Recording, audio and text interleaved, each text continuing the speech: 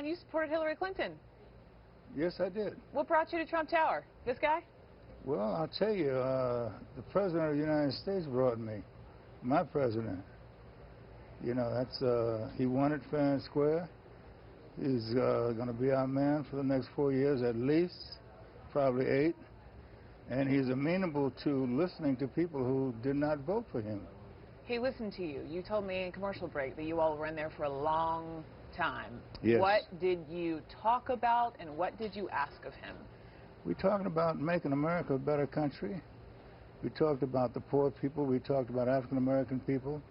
We talked about education, getting rid of violence, dealing with economic development realistically, and how to work together.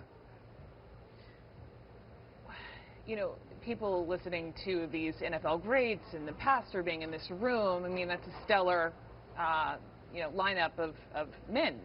But when you're thinking about those who voted for Mr. Trump and the working class in middle America, and certainly you have fought on behalf of a lot of those people for your lifetime, but speak to those people in this country who feel like they're not being listened to and they're not being represented. Well, you almost have the wrong guy. See, I look like a bourgeoisie and middle class, but I've been out there for many, many years in the ghettos across this country. The American program concentrates on being in the community, developing leadership in that community, teaching life skills to those individuals, and teach them how to deal with responsibility of self-determination and how to gain success over working hard and working intelligently. So we're not bourgeoisie, we're not above the people, we are a part of the people. And I can't speak for the pastor, sure, but I fell in love with him because he really talks about helping African Americans, black people, and that's why I'm here. You fell in love with Donald Trump today? Well, it isn't really about just Donald Trump. It's about him and the position he occupies.